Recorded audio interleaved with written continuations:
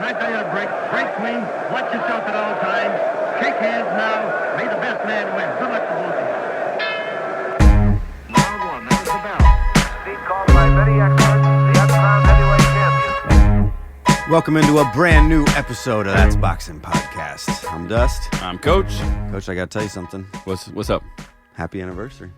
Is it a special day? This is 50 episodes as of today. We did it. We 50 did it. episodes. We did it.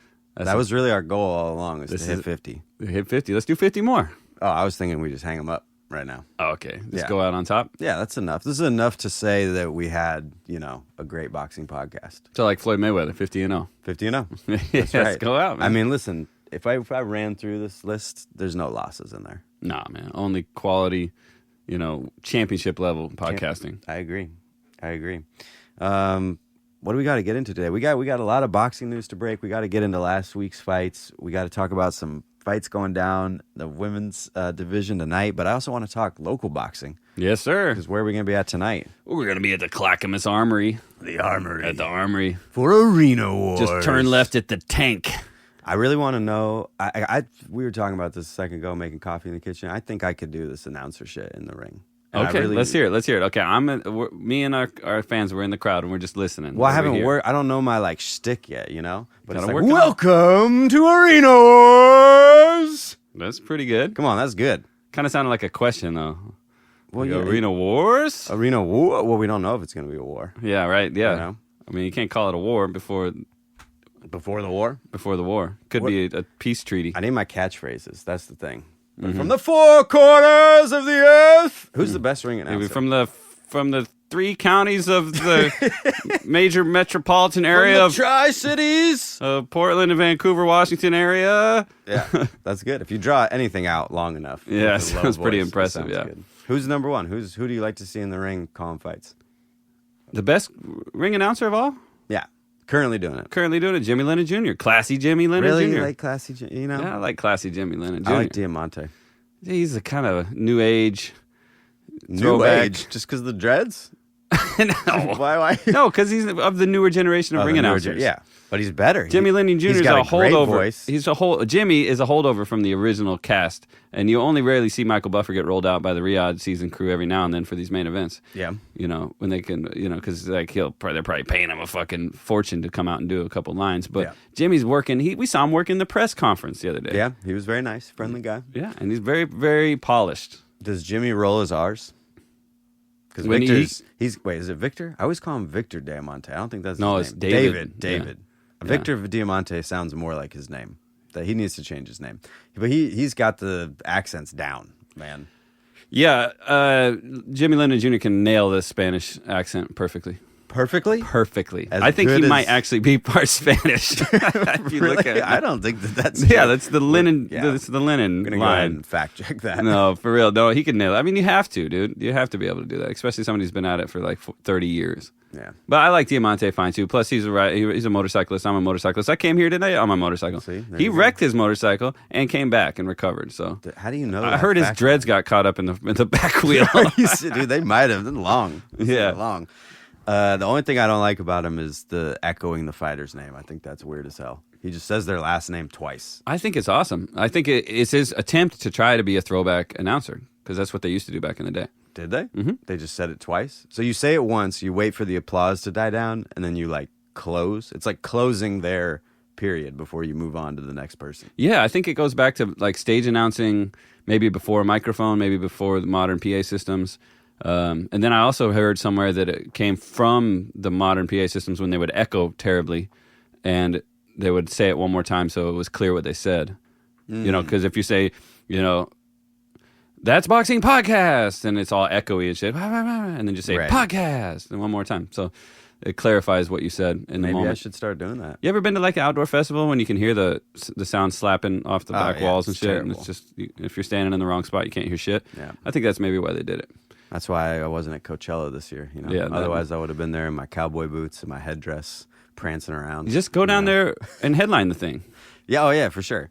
I mean, I just, I keep rejecting their calls. Yeah, that's fine. We're too busy boxing, anyways. It's Put not that really rap my career on scene. hold. Focus on your boxing career. Coachella feels like it's just like the I don't even know what version, like the hipster Burning Man. It is, and it's got such a bad, like, it puts a bad taste in your mouth when you hear it, that when you're researching fighters, and you come across one like Gabriela Fundora, who's from Coachella, California, you're like, ugh, Coachella, ugh. you're from a music festival? Yeah, it's just- Wait, were you born in the fucking in the fucking stands at this festival? It's just ruined the place. Yeah, it's interesting. They definitely have ruined the place because I've never been. I don't even know. I mean, I see there's everybody from Lady Gaga to Green Day and everybody in between. So it's just like a kind of a super pop festival or something. But It's for young people. I ain't going to that We're shit. not young anymore. no. You know, we're 50 as of today. 50 episodes old. Well, let's talk local boxing. Yeah, let's talk about what's it. going down tonight. What's Man, the I'm fight? being in the corner with my guy, Aaron Thompson. You know, we went down there, did our thing in Vegas, got him prepped for the fight, wrapped up a beautiful training camp. We're going in there to face a veteran southpaw who's been around the block, but he hasn't been around our block yet, so he's going to find out. Mm-hmm. And we got a solid game plan. We've been studying the southpaw. We know his rhythm. This guy, I can talk a little bit right now because it's not going to affect the outcome of the fight. This dude doesn't throw any punches.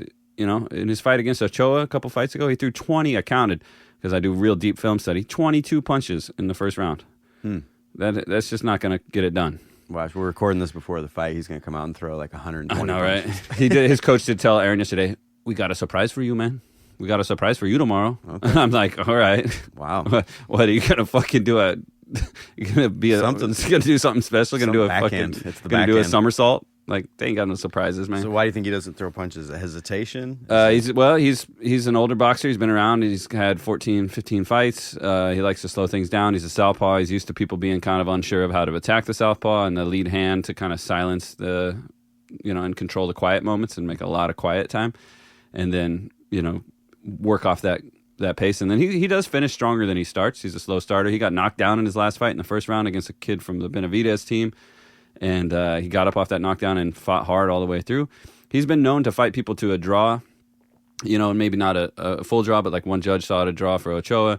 He makes things. We've talked to two fighters that fought him. They told us he makes it awkward. Yeah. He kind of slaps his punches at weird times. He doesn't really have a lot of power, but he manages to control the clock, which is a veteran skill, right? So he slows the pace of the fight down. You fight his fight. And judges see that as him dominating. Exactly, and maybe not dominating, but just making it a draw. So we're not going to let that happen. We've got a game plan that's going to keep this guy activated. And he's going to have to defend himself at all times, man. And I can see him touching the canvas at least once in this fight. And that's the main event, right? No, we're co-main event. Co-main. What's the other main? Co-main event's Miklo Arnold. He's coming over to fight a kid named Andres Reyes. This should be a good fight. They both have had a couple losses. They both have been around a few times, and I think they both had about 10 or 12 fights each. So enough experience to give us a good little rumble for the main event. Nice. Well, I'm looking forward to it. I'll be ringside, and if the announcer goes down, I'm ready to go. Dude, just get up there, man. I'm just gonna grab the mic from him. Yeah. What are they gonna do? I'm gonna start battling him. All right. Let's talk boxing. Last week, brutal week for picks for us. Wow. But one good fight. Jerome Boots Ennis retires Stanionis in the 6th round. Dominates him. Looked like the bigger guy in there. Landing beautiful shots. Stanionis really let him get in a rhythm. And Boots took away Stanionis' jab, and he was basically a sitting duck in there. And I think they just no mas. Wow, yeah, interesting fight how that played out. We were expecting more of a competitive showdown. We wanted it, to be a unification fight, to be built up, to finally have Boots have a decent opponent so he can get some shine. And then the guy just melted, And he had his moments, but he never followed anything up. Stanionis would land a good sharp jab, even with his reach disadvantage out of that high guard, and a good explosive jab would land, but he wasn't able to follow it up. He never really put any combinations together, never worked to the body, and never really made anything stack up into any kind of momentum in his favor. So it was the Boots party all day long, man. It's weird to see someone like Chukajan go 24 rounds with Boots, and then someone like Stanionis, who you kind of put on a higher level, go 5 and be like completely broken down and can't hang anymore. Because it looked like he could, like you said, he was having moments, he was having some success, and maybe he could have found something different in the latter half of the fight, but he just couldn't withstand it. And I wonder, is that just inactivity? Just haven't been hit that hard in too long? A combination of inactivity and a little bit of shell shock, probably at just realizing very quickly in the match that he was outgunned, just outclassed, outsped, and I predicted a kind of a patient back foot start from Boots, but he was pretty assertive right off the get-go. He threw a lot of punches in the first rounds. He was, fighting off the back foot, but he was still using a really stiff jab and putting combinations behind it. So it was like there was no rhythm set by Stanionis. He was just a heavy bag on legs, walking around getting ate up. Yeah. I mean, Boots is a scary fighter once he gets in rhythm. I feel like that's like a big, not secret, but a big key to defeating him is don't let him get in that rhythm. Because once he does, he's got speed and reflexes and power all together. And it's just, I think it's too much for a lot of people to overcome. Yeah, and the styles make fights. And talk about Chukajan making it difficult for 24 rounds. That's what I'm saying. This kid has got a reputation for doing around here on the local scene. Moises Molina, who we're fighting tonight, he'll fight a good up-and-coming undefeated fighter to a damn near draw, because he's good and tactical and good enough to make things work in his favor. And I think Chukajan had those skills as well. Here we saw Stanionis try to be assertive and fail and not have a secondary plan. Yeah. He's only had 15 professional fights, 16 now. He hasn't had to craft a style of a survivor. He's crafted a style of a dominator, And all gas, no brakes, like you said. Yeah, that did not work. Did not work. Yeah, you got to craft a style of a adaptive. I'm not saying survivor like you're failing, but you have to find a way to win. Yeah. And if your only way to fight is face first, then you're going to lose. Well, and if Boots is comfortable and knows you're going to do that, and he's prepared to be on the back foot and check hook and jab his way into a rhythm pocket where you just can't, like you said, he couldn't work off his jab. He'd land one jab and one shot at a time. Then it feels like, okay, well, change the game plan. Now you try to make him come forward, and now he might be less comfortable, and you might have more success with that and find the angle and be more defensive. But if you only have really the one style to employ and it's not working, then what do you do other than throw the towel in? That's what happened. Yeah, he got beat down. Interesting stoppage. I think it came 6th. In the break after the 6th round. I saw it happening. I told the wife, they're calling it, and then sure enough they did, and you could tell from the body language and from Coach Marvin Smodio, who we saw him down in Vegas. We didn't bother him, but I saw him there in the hallway. And he's, maybe overly protective of his fighter, maybe knew something we don't know. We can criticize him and say, hey, man, he wasn't that out of it. He kind of almost took a knee off that knockdown. It wasn't like he got knocked over. Yeah. He was getting dominated, but, let him go out on his shield or let him, give us a real effort. But there might have been something happen in the training camp that we don't know about. There might have been something personal going on. I think he had a baby on the way, like due that day or something. So maybe he knew he wasn't locked in mentally. Or maybe something he says or a look he gets in the corner that's like he knows that he's not going to pull out the victory, and he's just going to take even more damage and worse damage as he's less able to protect himself. And it's like, hey, live to fight another day. Yeah, we do that. We see that in sparring and stuff, where a guy might be outclassed in sparring, and he'll try his best for 2 or 3 rounds, and then the other coach will give the other coach a look. Kind of, that's all it takes. Is like this unspoken, like that's enough. Right. But we don't embarrass the fighter or anything. So, oh yeah, good work, man. Thanks for the rounds, but off you go. Right. That's the same look I gave Haley last night when we were at Plaid Pantry, and she knew I was going to buy the Hostess cupcake pack. It's like just it's a foregone conclusion. Yeah. Don't even protest. It's just happening. You're on the Hostess now, huh? I haven't had a Hostess cupcake since I was probably 8 or 10. But man, I looked at it and I was like, what? I didn't know they still made these things. And you got to peel the frosting off, right? I don't even fuck with those. I don't think I've ever had one. Okay, just because you're walking around fucking sucked out, Trim, fit, and ready to like go. You got Marfan syndrome. Nah, bro, over I'm here. swole up on that creatine right now. I'm at 170. Well, you know what? You know what's at the center of the Hostess cupcakes? Fucking creatine. It's just straight creatine. People don't know that. It's a hack. That's the bodybuilder hack. It's a hack. I'm going to the store right now. Yeah, you should try them. I'll bring you some tonight. Co-main event of that fight, snoozer, Ray Ford, just absolutely dominates, puts on an amazing performance, completely neutralizes Matias. Oh, man. Yeah, I called that one all wrong. I thought that guy would show up and make a better effort of himself. Talk about realizing quickly you're outclassed, outgunned, and just out of your depth. That guy could not hang with the hand speed and the counterpunching skills. And Ray Ford looked real good in there, really sharp. But I did agree with the crowd at some point, and they were starting to boo. And I was like, man, something's got to give here. We're seeing the same sequence over and over and over again. I mean, it's just a terrible fight, right? One guy can't do anything. The other guy's easily win. I mean, it was a clean sweep. He won every round on every judge's scorecard. It's like, what do you want him to do? He's not a power puncher. He's landing his punches. He's putting them together. Like, I don't know. That was a great performance, definitely, as far as what Raymond Ford did. But overall, as a boxing match, not competitive. No. You know, and it's gonna. You know, he looked a little frustrated, I thought. Ford did, and the dude was talking so much. Matisse was just running his mouth the whole time. Yeah, and it just got to the point where I was like, all right, man, let's just move on. I know at a certain point, you just want Matisse to just talk about throwing in the towel. Yeah, but what was frustrating to me is obviously I put a little money on him because you told me to. Yeah, I was trying to manifest a good competitive match by just talking it into existence. But you know, he did look stronger, and he is the bigger puncher. And he looked big in there, and it just kept being like, dude, you're like, these punches don't really look like they're hurting you. I mean, they're kind of stunning him a little bit, but it's like, can you just walk through this and throw something? Like, throw caution to the wind, like a little bit. Like, it's the 8th round, and, you know, you're losing every single one of them. He kept using the same skip back, long guard, like lean his head back defense move over and over again, which just doesn't work against the southpaw. And here comes Ford with a 1-2-1. You know, and came with that long stepping jab after the 2, and it would just score over and over and over again. It's like no defensive adjustments, no game plan here. Yeah, terrible. It was terrible. It was a really rough fight to watch. Yeah, it super was boring, bad but one. exciting for Ray Ford. I think he's, you know, we've known. Yeah, he's moving on and moving up. Hardest thing for him, I think, is just going to be power. You know, as he moves up into higher and higher. I mean, he never was a knockout artist, but he's been, you know, struggled to make weight and had to move up, and he's not going to, you know, he can't really keep people off of him. And so he's just going to have to be perfect as he was, you know. Yeah, that's the Shakur Stevenson style. Got to be perfect for 12. Yeah, it's tough.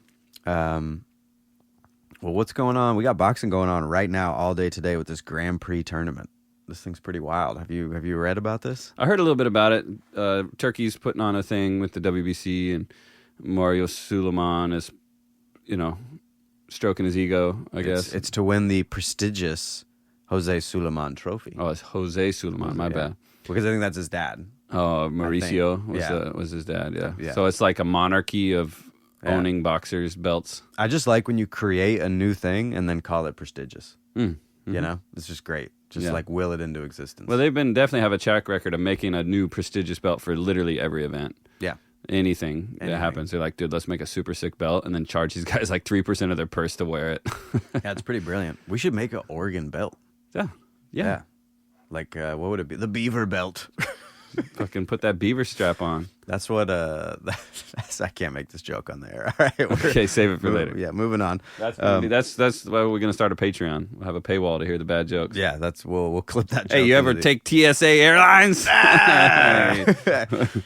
TWA, that was TWA, yeah. I'm still recovering. I still have PTSD from that toxic masculinity experience. That was awesome. I'm not prepared for that.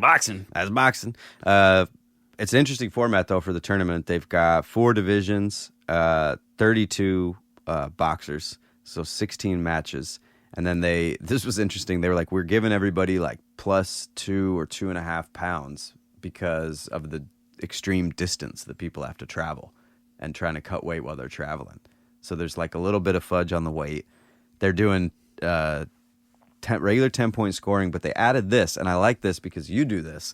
They added CMDE notation next to each round to mark close, moderate, decisive, or extreme. Mm-hmm. Yeah, I circled the rounds that were close. Yeah, when I judge fights. I think everybody does this because when at the end of the fight you want to look back, and if you're off by 2 rounds with one of the judges, you say, "Well, I circled 2 rounds as close, so maybe they went the other way." Yeah, you know. Yeah, well, if it's what's the other one? CMDE. So we got close. Where is it? Is it moderate, close, moderate, decisive, extreme? Well, isn't that how the points are supposed to be? Close would be 10-9.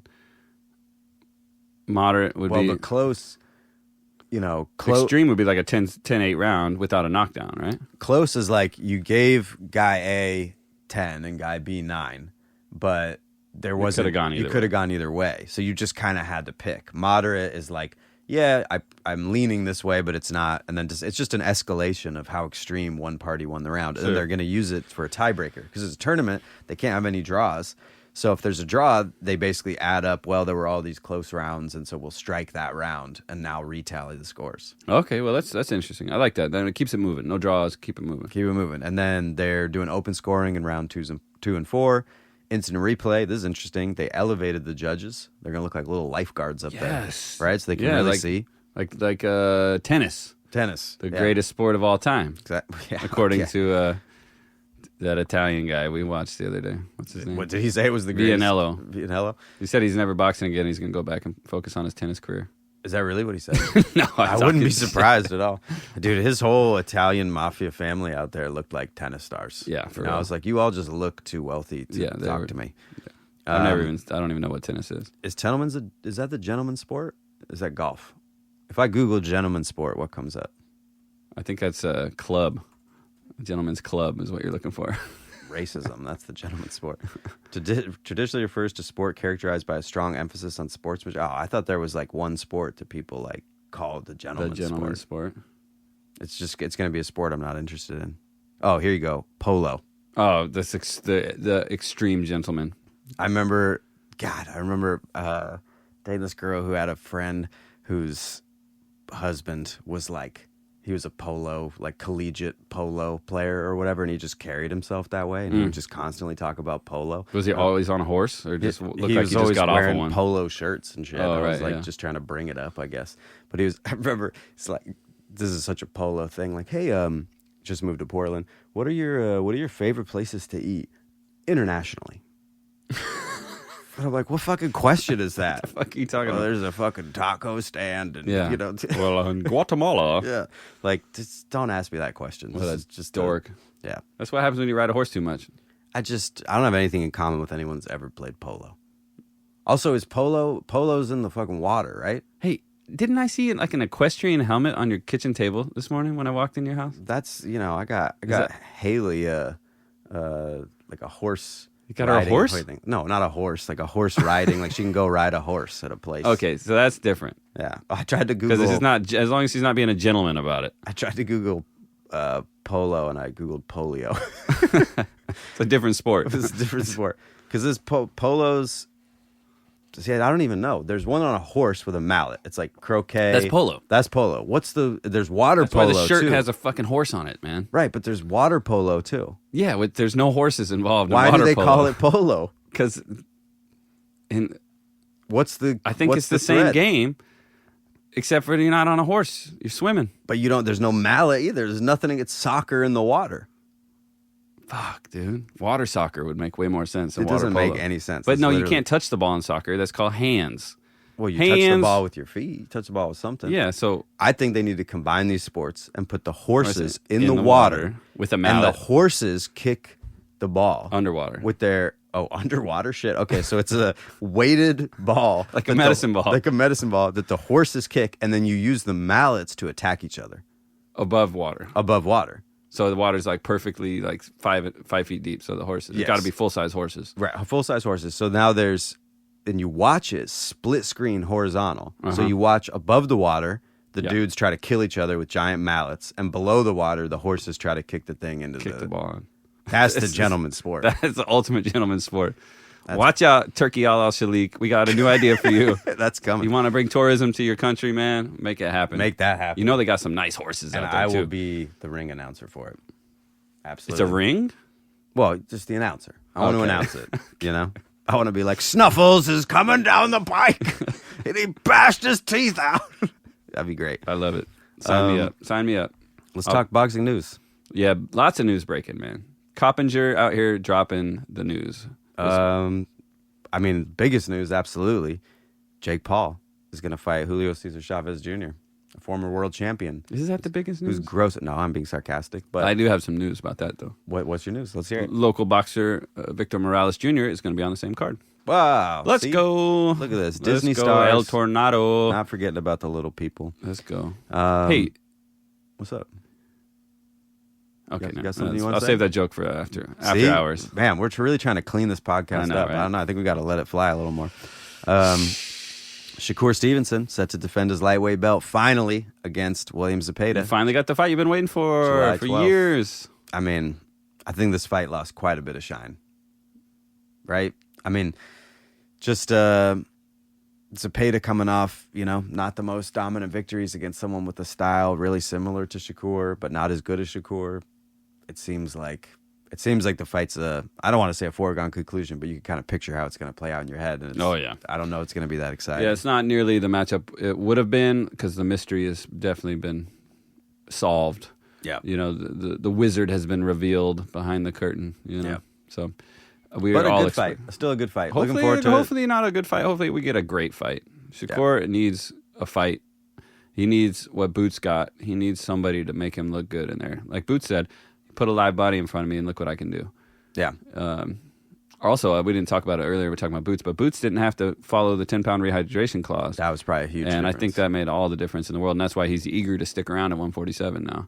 It's funny to me that the IBF puts that 10-pound clause on there, but then when you fight for unification, it just goes away. Yeah. It still seems like it would be there because the IBF is involved. Right. I guess they're just like, he's like, I'll just drop it. And they're like, well, then don't drop it. Please keep it. We want your money. Right. The entire state of Washington used to have a 10-pound rehydration clause, but they dropped that too. I don't like the rehydrate. I would just go to same-day weigh-in. I think that's way easier to manage. Yeah, the point was to try to make sure people weren't being weight bullies, but really what it did was just make it more dangerous for the weight bully because he's going to do it anyways. Right. But then he's going to have a hard time, being healthy on fight night. Right, which is why it's like if you want to make people fight at a more natural weight, then just have them fight at their normal weight. Yeah. I mean, I saw that comment quite a bit online after Boots' win over Stanionis. People saying, weight bully this, weight bully that. And it's like, yeah, this guy can't win. He's kind of in his Mayweather era where, like, no matter what he does, people are going to hate on him. He still needs a marquee win because Stanionis didn't give a good enough account of himself in there. Well, no one is going to because what's next for Boots? I mean, Mario Barrios, Brian Norman Jr. Those are two great contenders. I think those could be fantastic fights. I mean, if he lines them up back to back with wins and becomes undisputed at 147, then I think people will finally say okay. Because Barrios is highly regarded. He's not the greatest boxer of all time, but he's really a fan favorite. And now this guy Norman he's making some waves, and he's hurting people in there. So he represents a threat. Yeah, I mean, those are great fights, but I'd favor Boots in both those fights. But it's going to be really hard for him to stay away from 154 because there's just so many good fighters in that division. Is it overstuffed? Is there too much cream on that fucking whatever thing? If I'm cream Boots, puff? it's hard to be like, yeah, let me not go up and fight Fundora. Hey, talk about Boots real quick. I don't want to trash other podcasts. I do listen to other boxing podcasts. Breaking news. Okay. Cheat on me? Hey, on our anniversary? You just announce that? It's fucked up, man. Where I get all my good ideas? I just steal them from other guys. Mostly, no, I listen to them and say, these fucking idiots, they don't know what they're talking about. But I like the one with your boy Mario Lopez and Steve Kim. Yeah. Right? The 3 knockdown rule. That's a good podcast because they got like the celebrity access from Mario Lopez, of Saved by the Bell and whatever Hollywood Stars shows he's on now. And then Steve Kim's like a long-time reporter. He knows everybody. He's been around forever. But they were saying, they should, the dumbest thing, they're saying Boots' nickname should be Knockin' Boots. And I'm like, no. Knockin' Boots? Knockin' Boots. That's a terrible nickname. That's a sex euphemism. Yeah, and we don't abide by we leave it inappropriate euphemisms on this podcast because we fly TWA. TWAT. I'm like, come on, man. Like, that doesn't make any fucking sense. Nobody's going to say that. And it's when there's two guys in the ring, we're not talking about knocking boots. You know what I'm saying? Like, that's just bad. So Steve Kim, Mario Lopez, you got to work on that. You got to keep workshopping those jokes because that was terrible. I think he got his nickname from like a mishearing in the gym. Because his nickname was Boops. Boops. And his dad was calling him that. And people then thought he was calling him Boots. And so that's how he got his name. So it's like, it's not supposed to be, I don't know. Like names have a reason, a story behind them that evolve. You don't tweak it. You don't mess with it. He's Boots. Yeah. Well, his dad is Bozy, and I think his brothers got like another. They're like cats, like Spots and socks and Like cats. you know, fucking Blinky and shit. Yeah. You know, and it's definitely East Coast thing too. Like Pernell Whitaker, I heard there's this famous story about him. He was, Pernell's, but his nickname was actually Sweet Tea. And then the sports writer just heard it as P and assumed they were saying Sweet Pea and wrote that in the article, and then that became That's his nickname. facts. You Yeah, know? so you got to let your name like just happen around you. You know, you can't force it. And Knockin' Boots is a terrible fucking name. Yeah. Come on. Other news: Usyk, in his quest to beat every top contender 2 times, is getting back in the ring July 12th in London with Dubois. So he goes Dubois, Joshua, Fury, Dubois. Yeah, What a run. What a run through the insane. division. It's insane. Can he retire the king of the fucking world after that? Can we just... Man, I mean, it just depends how long he wants to keep fighting. This fight kind of terrifies me because I feel like Dubois is a different man. I think beating Joshua just gave him so much confidence. He looks like he's walking through everything. I think it's going to be a tough fight for Usyk. I think it's going to be tougher than the first one. And I mean, it's a great fight, and he still wants to, I don't know what there is to prove, maybe because of the low blow fiasco controversy. He feels like he wants to get back in there with him. But, I don't know what Usyk's run needs to look like. I think if he beats Dubois and he beats Parker, there's nobody else at heavyweight that you'd even really want to see him fight. No, I mean, he's done. He's done it all. If at that point he would have done it all, and I think he'd be 2-time undisputed. Yeah, if he beats Dubois this time, he'll be 2-time undisputed. They took his belt, he defended against Fury, and then he went back and got his belt again. And then he could defend it once or twice, maybe, which would be Parker and probably Caballero, and that'd be it. Are they already like working on the documentary about this guy's life? Are they working on the major motion picture adaptation? Because this dude, I mean, I think it'll be a tough fight for him, but I think he wins again. I think he's too smart for Dubois. Dubois is strong. He's amazing. He's physical. He's brutal. But how smart was AJ being in there? Yeah. How smart was before him was Hrgovic being in there? They weren't smart boxing. I think the only way to beat Usyk is to take away his lateral movement and just go get him. Hey, I think we already actually know the secret to success for Daniel Dubois in this fight. Hit him in the fucking nuts. Yeah. Hit him in the nuts. Yeah, just keep doing it. Right down the center line, a little below the belt. Yeah. Easy work. Slow him down. Easy work. Hey, quick correction there. Back it up. I misspoke. It wasn't Sweet Tea. His nickname was originally, we're talking Pernell Whitaker. His nickname was Sweet Pete. Sweet Pete. Because Pete apparently is short for Pernell. I guess that's kind of like Henry is short, or Hank is short for Henry or something. So we got Sweet Pete. That's what they were chanting, and the newspaper man misheard and wrote Sweet Pea, like the vegetable. So Sweet Pete got turned into Sweet Pea. So I mean, Sweet Pea is talking about striking fear in your opponent's heart. Yeah. Nothing scarier than a sweet pea. He was a real sweet boxer, though. He definitely was. Any other boxing news? Well, I think that's all we got today, man. I mean, the hits keep coming. We got a lot of shit coming up in the next few weeks as we get in through the Cinco de Mayo. We're going to have to put some of this long-distance news on the back burner, and we'll see what's happening right now. What's happening tonight in Oceanside, California for the undisputed women's flyweight title? Yeah, youngest undisputed champion of all time. Gabriela Fundora, I think making the first defense against Marilyn Amaya. I don't know much about her. She's an undefeated fighter, 1901. Yeah. I think watching Fundora fight, she's a great fighter. I bet the stoppage in the last fight got that against the odds. Curious what the line is on this. But she's a fighter, and she said as much in the press conference that she thinks, her stardom is attributable to the fact that she goes for the knockout, and she wants to bring knockouts to women's sports or women's boxing. And, I appreciate that. Damn. Yeah. I mean, she definitely hurts these chicks. She's got the leverage. She's got the range. I wrote a write-up on it on the Substack, and, did some research. Can't find a whole lot about her opponent, Marilyn, being a Mexican-born fighter who's done her whole career there in Mexico. Not a lot of footage, not a lot of information, not a lot of notable names on her record. But, I'm hoping she brings that Mexican style, that fire and that heart, and makes it hard for Fundora and doesn't play nice in there, roughs her up, and tries to hurt her a little bit. Because the style of the Fundora clan is vulnerable. They have an awkward style, a weirdness to their body type, and they're so lanky. But just because you're tall and long doesn't mean that there's not a way to defeat you. So I think if Maryland can get on the inside and rip the body, some nice nasty uppercuts, some shoulder bumps, get your head in there, make it rough. Well, Fundora does have a 6-inch height advantage. Yeah, and reach is like 5. Yeah, so 665 versus. They don't even have her reach on here on BoxRec. But I'm guessing it's long. Yeah. Yeah. I mean, she's a minus 2,500 favorite, but people are definitely betting this fight to go the distance. The over is 8.5 rounds at minus 140, so under 8.5 at plus 105.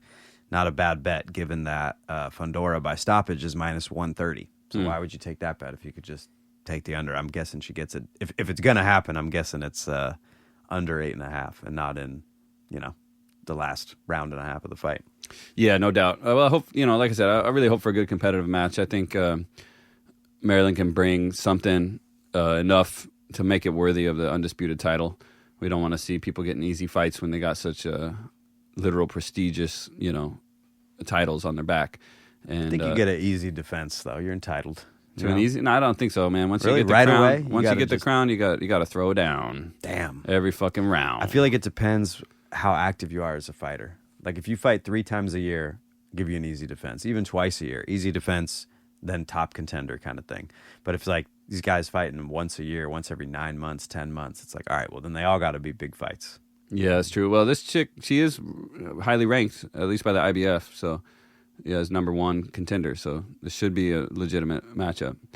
Looking for her to throw down for sure. But Fundoris, man, she's got the range, she's got the leverage, she's got the ability, she's got the momentum, she's got the home country. She got a lot of advantages in this fight.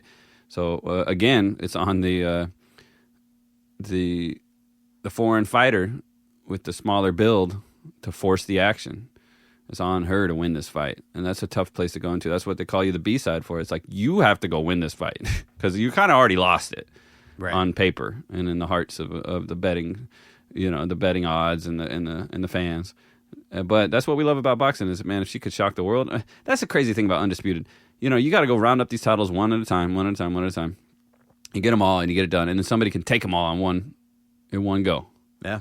Just one upset, one shock upset. Even some crazy shit happens.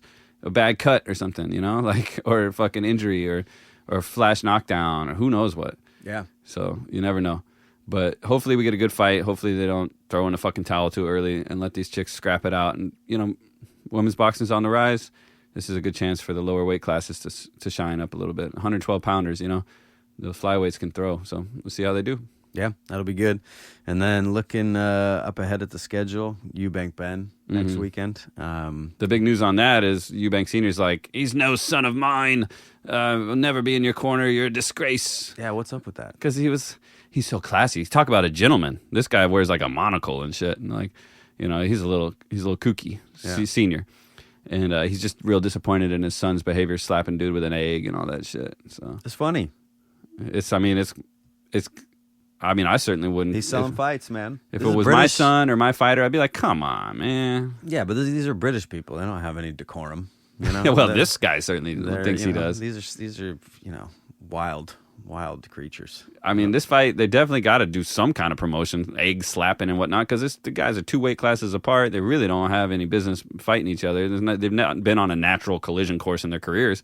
The only thing they're colliding for is the history of their fathers. Yeah, and the chance to sell a giant fight. But I always wonder, at some point, they start talking shit, and it's a wink, because they're like, oh, we're going to sell a big fight, we're going to make a bunch of money. But then at some point along the way, you actually start hating each other. Because you're like, wait, fuck this guy. Yeah, I'm sure there's some animosity for sure. And, they're also tying this into some kind of like movie promotion or something. It's like the night the Wolves are going out in London premiere or something. See? That's what I'm saying, man. It's all confused up with this movie thing and the Riyadh season. It's out of control. And then we're getting into the big May 2nd Cinco de Mayo weekend with the Times Square card. That I don't think still the location is like actually confirmed. Are they doing this thing in the middle of Times Square? Is that what's happening? I heard there's going to be like 4 military helicopters, and they're going to suspend the ring from like 1,000 feet above the ground. Shut up. Above where the Twin Towers used to stand, and it's going to be like a tribute to 9/11. I on Cinco honestly de Mayo cannot and Bayonne. tell if you're joking right now. And if you lose, like literally, you're falling to your That's death. it. Yeah. Fire. I'm tuning in. I'm watching that. That sounds incredible. They could just like suspend it between the Freedom Towers, like that'd be with sick. no ropes. It's just open. That's amazing. Yeah. That's amazing. That dude. would be incredible. Now we're talking Fight live to- without a net. live without a net, and you just that's it. Don't fucking back up. Don't touch that back rope. Yeah, because I still wanted to like get a hotel in Times Square in like some building and look down over it. You know, Man. that was my plan. It was Hey, a bro, brilliant just keep plan. it under like floor 12 for me, okay? Yeah, you think you can go to 12? Yeah, I could do 12. What's the breaking point? Did we figure that out? Hey, I didn't break at 36 You broke at 36. I'd How say fast that- did we get out of that room in the morning? at the appropriate pace. The appropriate pace for someone with insanity. All right, we'll see. We'll put it to the test. I'm going to 14. I could do 14. You could do 14. I stayed in a hotel room on the 17th floor one time. Okay, so But there was 17. no balcony. Right. Well, I mean, we didn't have a balcony. We closed that curtain, that blackout curtain. There was no light coming through. I still wasn't about it. Yeah. Well, Yeah. Someday, man. I'm working on it. I'm proud of you. I'm working on I'm it. proud of you. You know what I'm proud of? I'm proud of 50 episodes. Yeah. Yeah, I'm proud of that too, man. And This if you've podcast is listened to fucking even awesome. one of these 50 episodes and not left us a review, fuck you. I don't know what to tell you. Yeah. Please, help us out. I know. You just listening to this while you're driving in your car, commuting to work. We're literally the best boxing podcast on the air. You got to go drop a like, share, follow, subscribe, all that stuff. Also, we got to send a nice little thank you to Top Rank. They hit us up with their office address. So, Oregonians, we got to send them some Oregon shit, some Oregon swag. Yes. So, DM us what we should include in this gift basket to Top Rank. Yeah, man. What kind of Oregon things can we share with the world? Where is their office located? I'm not going to share that. Well, live just on the the state. air. Oh, Just it's in the Las state. Vegas. Oh, of course. Yeah. That makes sense. Yeah. So they don't know nothing about pine trees and She did hit me up and she was like, my parents were both ducks. So I was like, okay, all right. So there's some knowledge here. Okay. So maybe some duck merchandise. I'm just going to put in some Portland State Viking stuff. I mean, Fuck her the Ducks. parents, if her folks were ducks, they were probably smoking some reefers and shit back down there in Eugene, just driving a around lot in of like a judgment VW here. bug, Right. All right, That was well, back when you could just like abduct hitchhikers and shit and do fuck that shit to Wait, them. you can't still do that? I mean, they got the phones tracking you now. Yeah, that's true. That was the glory days of like roadside serial killer shit. You know what I'm saying? Society really is a lot less fun now than it You used could to just be. go college to college, just fucking stealing people. You could just kill people at random and you could just buy a house for like $15. yeah, It used to be great in you know, America. make it great again. Yeah. Come Well, on, We're doing it, man. one fucking episode at a time. Yeah. Kill a hitchhiker, raise a tariff, do your part. Man, speaking of tariffs, I was trying to get some of that Leon swag. I made an yeah, order. Forget that. I made an order, and it never came. So I went back and looked. They don't even fucking ship to America anymore. They just cut it They off. just, I think the day I put that order in, they were probably reformatting the website. It's just gone. America doesn't exist That's anymore. wild. I saw all these companies, the ones that like manufacture like Dior and whatever, all the Hermes, the expensive shit here, are just selling direct to consumer now because they're like, fuck this, we don't need the retail channels anymore. But they're like $200 because that's like the actual cost of that, stuff without the fucking store Yeah, brand you're yeah. buying it from. And I think we should load up. I think we should just put it all on the credit card, get like 100 of those, wait for the tariff shit to blow over, and then try to return them. I mean, buy in the, what do they call it? Buy the dip or whatever. Buy low. Buy low. Buy low, sell high. That's it. Yeah. Yeah, we're day traders now. That's what we're doing. We're trading stocks. We're trading bonds. We're trading bags. Yeah, we Or really. Dior. What do this they is- even make? Like pants and shit? Dior? I think they make bags, like handbags. I don't know anything about that. I heard some rapper rapping about it one time. I think that I was was like, probably me. damn, That's that mostly sounds what I cool, rap about. man. Whatever that is. I think there's just I'm sorry if people listening to this have spent a lot of money on some really nice bag. I fundamentally don't understand it at all. Because you can look at it and see what it costs to produce, but then it's just you put a little thing on it and now it's worth a lot of money.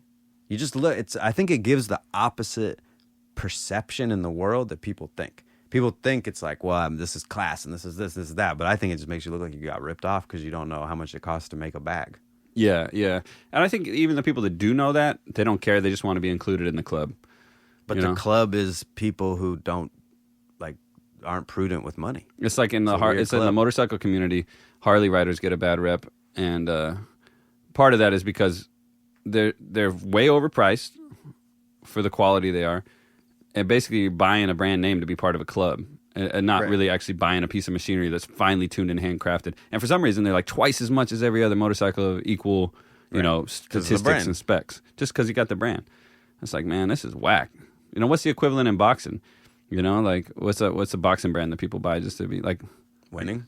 winning? But winning's quality. But they are good. I mean, I fucking know. I've never had a pair. I got Yeah. the winning cup. You Dude, know, the winning shit is so expensive. I got the winning cup on hand-me-down. Shout out Steve. I know you listen to this. Stevie Lamborghini. I know he listens to the pod. And I got that in a hand-me-down from him. And I got the headgear too, but I don't wear it. The nose bar headgear. I don't need that. I got a good schnoz. You know, I can take a shot right down the nose. So I like all the Leon stuff, but I got it before the. I know. I've been using Top Boxer. That's my gang right there. Is that the one out of like Pakistan? Yeah. That's what I just got their gloves because I can't wear the Cletos anymore because I don't know, they changed something. They used to come like soft and kind of like with rounded edges, and now they have these like super square edges. I feel like I'd have to wear them for a year to. You know what gloves I'm looking at for my next pair? They're called Bayonetta, and they're on the same website as No Boxing No Life out of Mexico, and they look sick. They're horsehair gloves, and they're really yeah. soft looking. You know, I'm like, damn, but they're like 330, 440, something like that. And I'm like, shit, I got to get some of those. So, you know, I got to save up and get a pair of Bayonettas, but I don't think you could spar in them.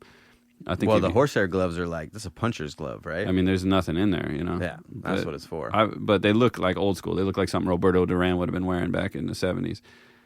So I got to get my hands on some of those. I mean, I'm not talking the old school, like they make these modern boutique tanned leather vintage boxing. Those are whack. Like, I mean, just like the actual construction. These are like goofy colors and shit. I like it, like pink and. What and lime shoes are you green. wearing right now?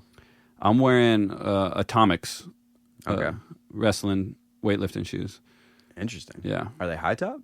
Mid. top? They're mid. Yeah. But they're snow camo. I had to get them. Oh yeah. I mean, any camo, that's like your kryptonite. Bro, I got for tonight for the fights. I got snow camo pants, camo team hoodie. It says my fighter Aaron Thompson's logo on it, and then I got to complete the package because, dude, got to go triple threat. Camo bucket hat.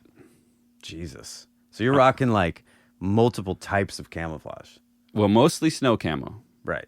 but the top Because the- it's spring, so you need the it's seasonal. honestly, I wore that into the weigh-ins yesterday, and this is at the Armory where like the real like military guys are, and I was getting some looks. I think I'm borderline stolen valor, you know, with all this fucking camouflage. I'm like, hey, they're like, hey, my lifestyle is not your fashion statement, bro. You're borderline fucking meth dealer. They're like, we have to wear this shit. Why are you wearing that shit? I'm like, because it looks fucking sick, boys. I think you should just tell people I just got back. I was just deployed, and You literally can't do that, man. That's the most shameful thing. That's like Stolen lying valor. about being a fighter. stolen valor. That's worse than lying about being a fighter. I tell everybody. Did I tell you my stolen valor story? My brother's in the Air Force. I got the name tag, Herman. I put it on my Cutman coat. It's that green, olive drab. Then it's supposed to go on the uniform. He even told me, hey, man, I'm not supposed to give these out, but this has been 15 years ago. Statute of limitations or whatever. I've been having it for 15 years. Finally put it on my cut coat, wear it to a fight. Another coach looks over and says, hey, thanks for your service. And I was like, man, it's not mine. It's my brother's. He goes, oh, man, I'm sorry to hear about your brother. I was like, no, he didn't die. He's like, well, I'm like, fuck, man, I'm sorry. I'm going to take this off. So I took it off. That's not stolen valor though. That's like paying homage to a family member. I suppose so. I just don't want to have to explain it all the time. No, that's facts. That's it.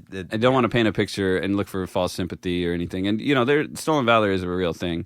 There's some real fucking wackadoos out there trying to pretend like they were a badass. I think about it every Special time operator. they board the plane, and they're like, "We now invite active duty service members," and I'm like, Yeah, I mean, if we tuned up our haircuts a little bit, got a posture a little bit better, yeah, I could, we can pull it off. I could pull it off. For But real. I'm not going to do that because I have actual respect. I was always surprised to hear the military had to fly on civilian airlines. I'm like, don't you got fucking transports and shit flying all over this place? I mean, I know they do, but not going point to point wherever you want to go. I would just jump out and parachute to my destination. Just get me over my mom's house somewhere in fucking Eugene, Oregon. I'm going to jump Speaking out. of pulling the ripcord, we got to get the fuck out of here. This is All enough. right. We're not even talking about boxing anymore. All right. Well, we This vlog is over.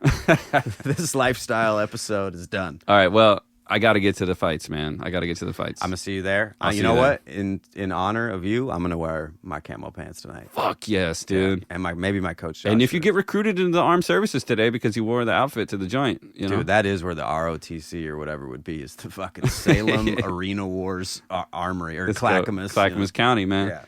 Clackamas County, from the Clackamas County. From the four corners of Clackamas County to the four corners of this basketball stadium I'm gonna arena. work on it. I'm gonna dial it in. You're gonna see. I can't wait. I have a bright future. All right, well, let's go get this W tonight. Aaron Thompson's going to get it done.